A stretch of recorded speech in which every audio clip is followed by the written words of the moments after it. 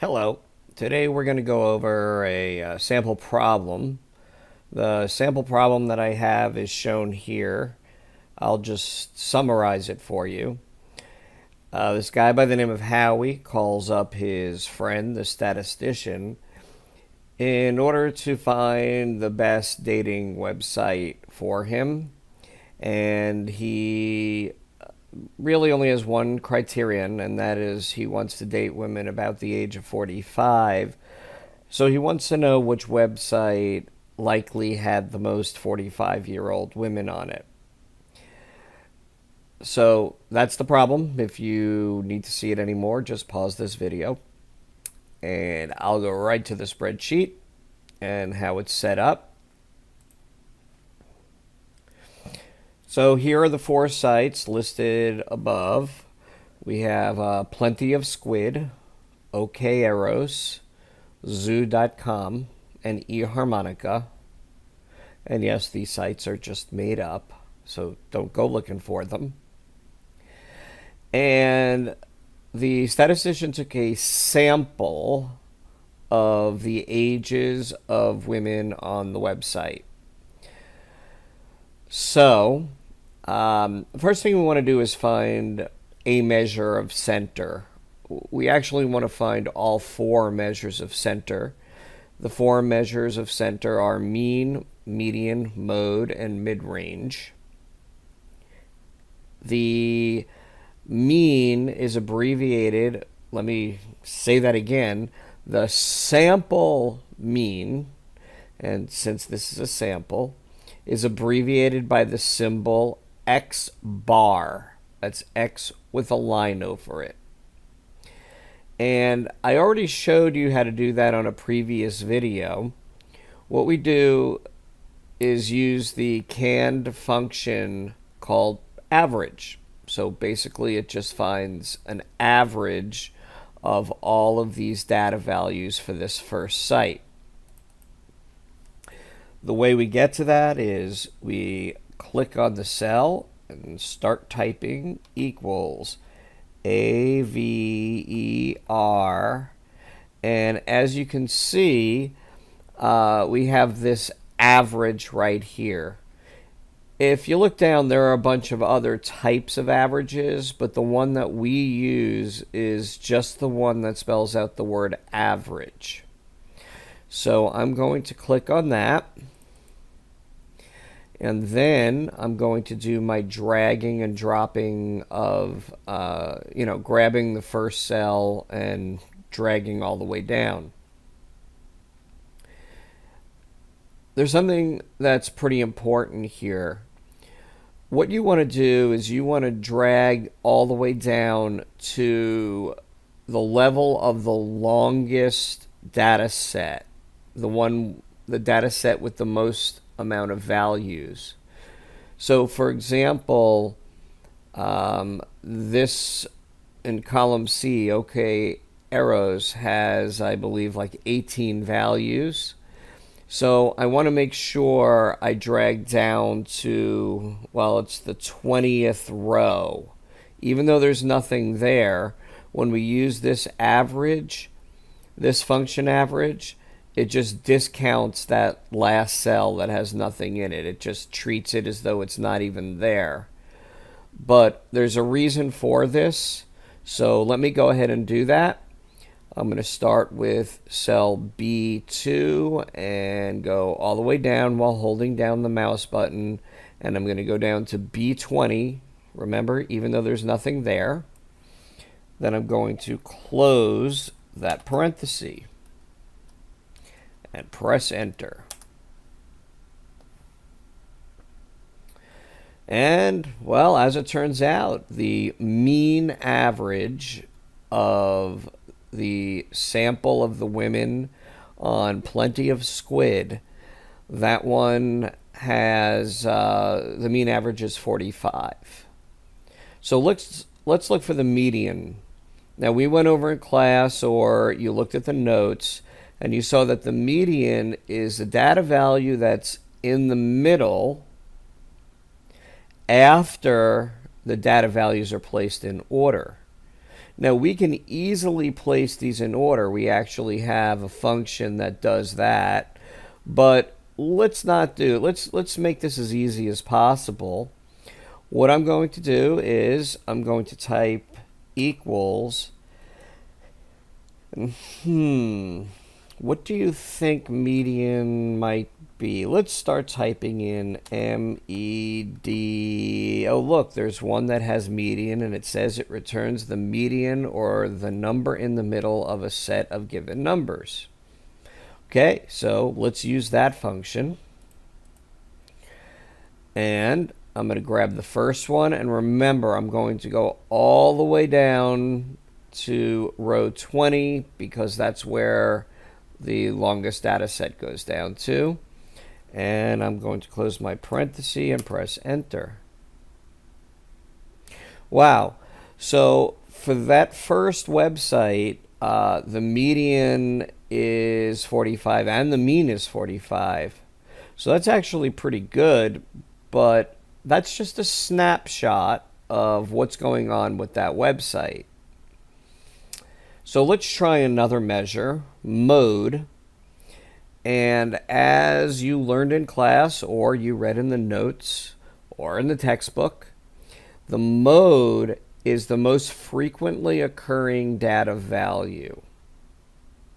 So rather than count that out, let's see if there's an Excel function built in. We'll say equals mode. Oh, well, we have a few of them. We have mode.mult, mode.sngl, and one that just has mode. Now, in the past, we use this one that just says mode. The problem with that is, I don't know if you could see it, but there's a little triangle here with an exclamation point. It's sort of a warning. And what that means is it's a legacy function. It will no longer be offered in future versions of Excel. So the right one that we're going to use is this one here, the one that says mode.sngl.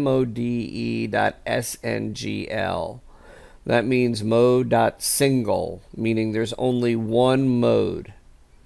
In this class, we only talk about data that has either one mode or no mode. We don't use what's called multimodal data. So I'm going to click on the mode.sngl and again grab the first one and go all the way down past, all the way to the row 20 and close parenthesis. And wow, the mean, the median, the mode, they're all 45 for that first website. That website kind of looks good. Let's see what happens with the mid-range. Now, before you get all excited and think that we just have a function for mid-range, we don't. You're wrong. But we do have a couple of other functions that we can combine together and find the mid-range. Now, as you might have learned in the notes or in class or in the textbook, the mid-range is you take the highest value or the largest data value and you add that to the smallest data value, and then you divide that result by 2. Keep in mind the order of operations. You have to add those two things together, the largest value plus the smallest value, and to get that result first and then divide by 2. In math, I hope you all know by now that in order to do an addition before a division, you must put that entire addition in parentheses. Now, the functions we are going to use to determine the mid-range would be, we have a function called max that will give you the maximum value. and min, which will give you a minimum value of a set of data. So let me just start typing it in, and remember, you could always pause this video if you need some more help. So equals, and then I'm going to open a parenthesis, max, and take a look. We have this max right here. And I'm going to grab the first one and go down past that last data value there. And then plus, and now I'm going to type in min, open parenthesis, grab the first one, go down to row 20, close parenthesis. And keep in mind, we're only going down to row 20. I could give you even a larger data set, and you'd have to go further than that. But since the largest data set I have ends at row 20, you have to go to row 20. If it ended at row 21, well, then you would have to go to row 21. Okay, so again, I have max of all the values, B2 to B20, that range of cell values, plus min of B2 to B20. And I have to close the parenthesis for the numerator. See, this last parenthesis I typed in closed this very first one. And now, after I do that, I'll say divided by 2. Enter. And wow, the mean, median, mode, and mid-range are all 45. Well, again, that's just a snapshot. It looks good on paper right now, but we're going to have to play around a little bit more and figure out which of these cruises is better.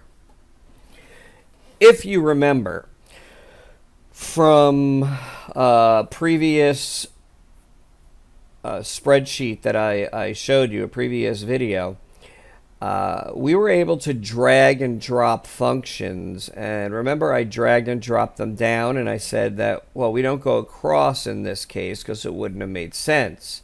But for this particular one, it does make sense.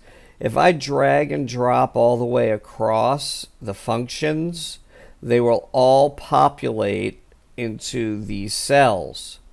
So let me show you what I mean. First, let's do this with X bar, or the sample mean. We have the fat plus sign. We're approaching the lower right-hand corner of that cell. And I'm going to drag and drop that function across. And there we go.